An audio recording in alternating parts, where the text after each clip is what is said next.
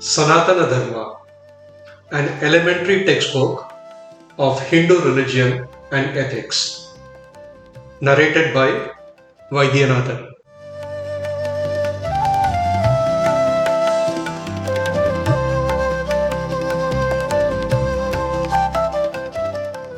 Part 2, Chapter 6, The Four Ashramas.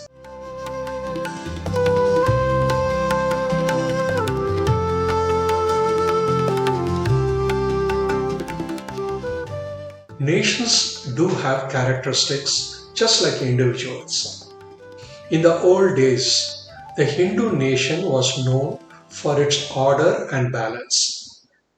The Sanatana Dharma instilled these characteristics in the people, shaping a dignified, evenly developed, and well balanced type of person.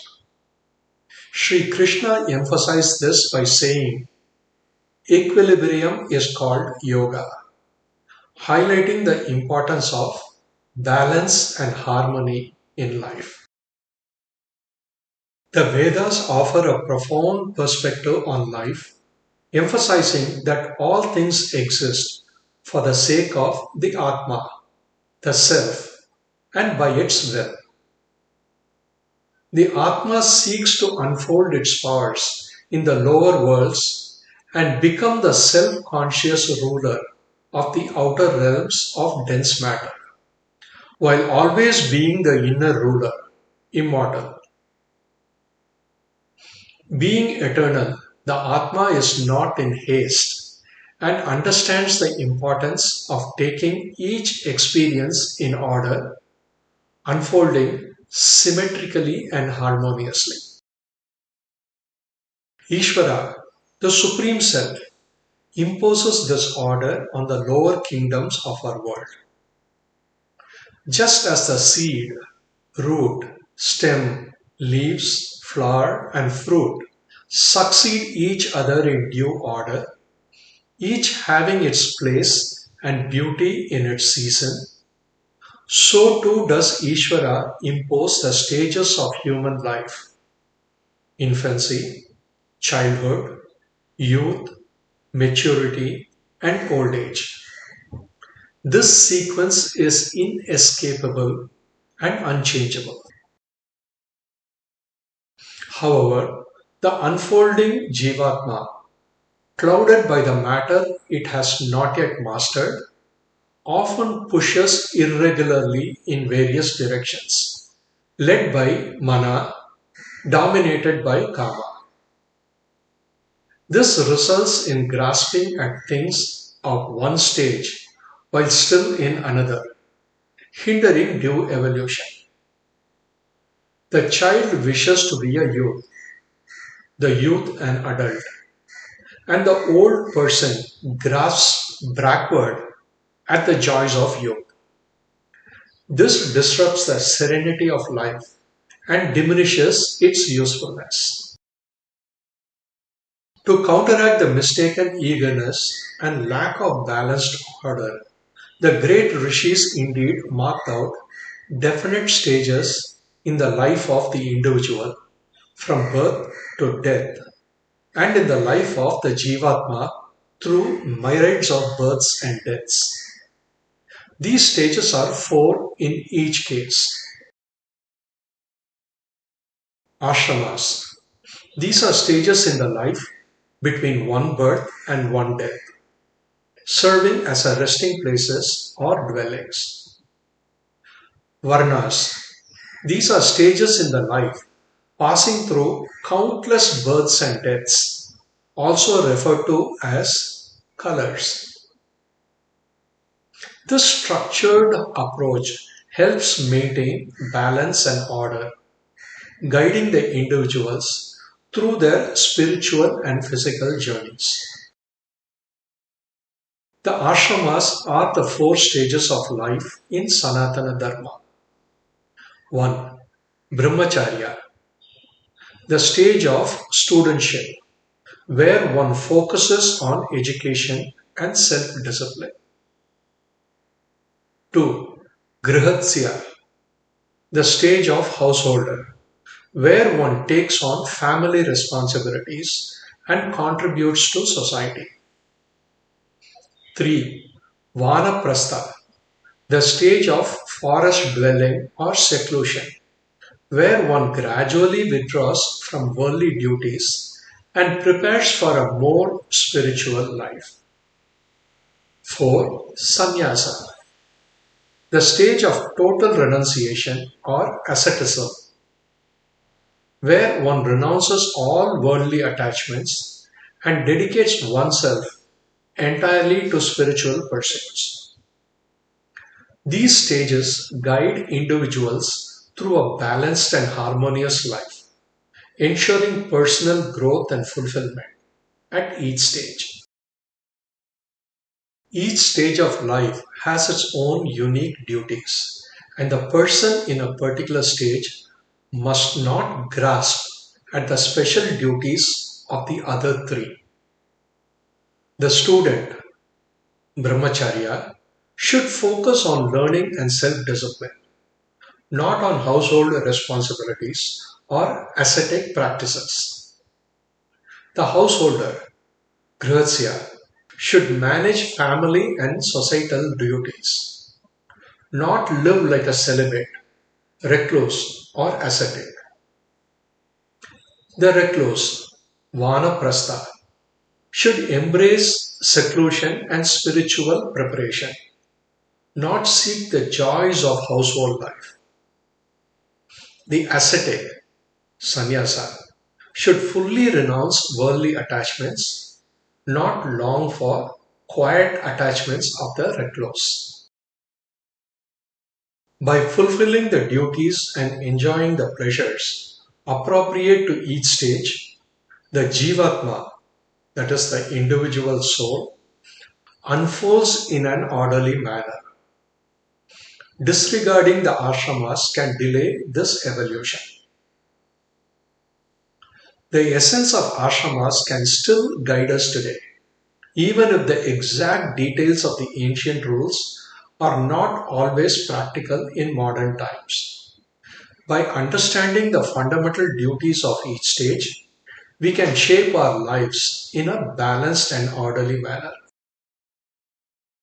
The life of a student begins with the Upanayana ceremony, marking his second birth. From that time, the boy must strive for certain virtues. He should be hardy and simple in his habits, which makes his body strong and healthy.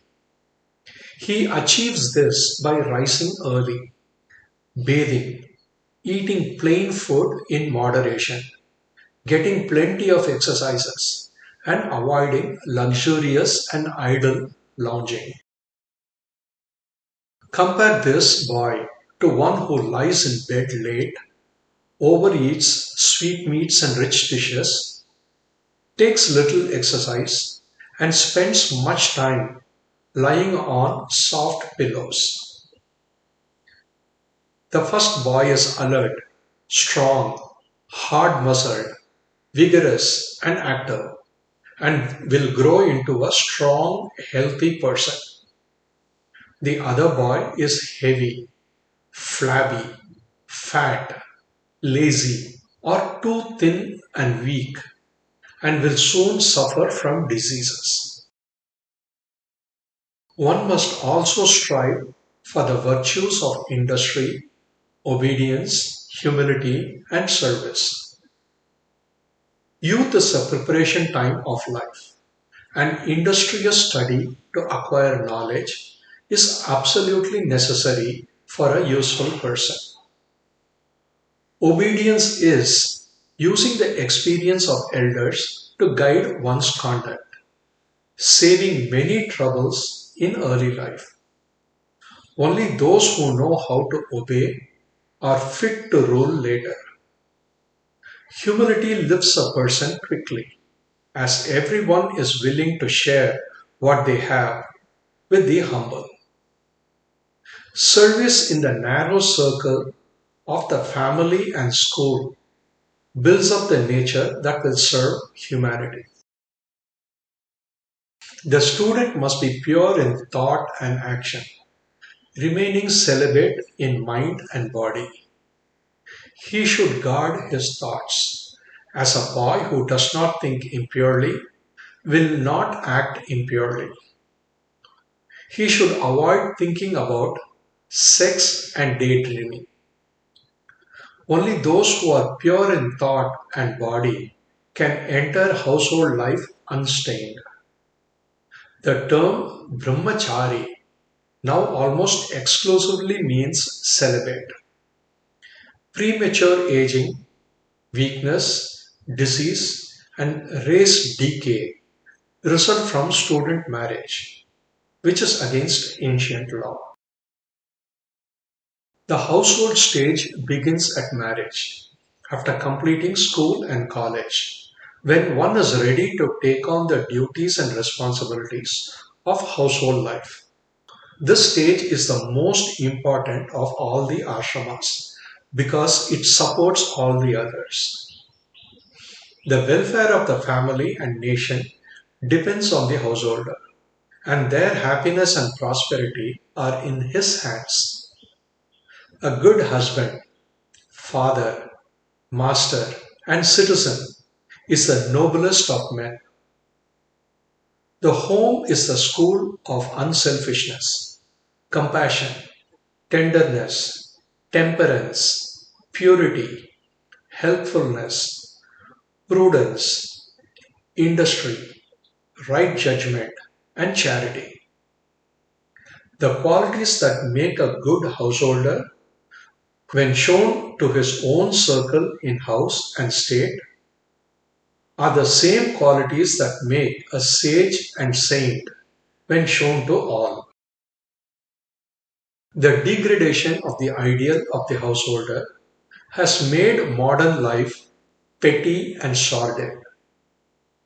The confusion of its duties with those of the student, caused by the modern evil of marriage or intimate relationships, even at student age, has deprived the entry into it of its ancient solemnity and dignity. The plucking and eating of unripe fruit deprives the eater of its sweetness. Certain well born out thoughtless Brahmana youths abandon their homes before due time to lead a life of asceticism in the forest. Indra pitied them and, assuming the form of a golden bird, taught them, follow the household life. It is the field for the cultivation of virtues. It is sacred. Worship of the Devas, study, repayment of the debt to the Pitris by rearing a family and helping new lives as we have been reared and helped. These are the most austere of penances. Bear the heavy burden of the duties of the household. Those who run away from their work fall into sin. To eat the remnant of the food left after helping the needy is to eat the true remnant of yajna. When the householder sees his sons able to take on his duties, when signs of age appear and his grandchildren are around him, it is time for him and his wife to step down from leading the home and retire from active life and worldly work. The third ashrama in modern days should be a quiet and somewhat secluded life, focused on study, self-sacrifice for the good of others, and counseling the younger generation. Finally, in old age, a person may enter the fourth ashrama, that of the ascetic. They spend their last days in meditation and worship, preparing for the life beyond death. This stage allows them to reap the fruits of a well spent earthly life and continue their evolution in future lives.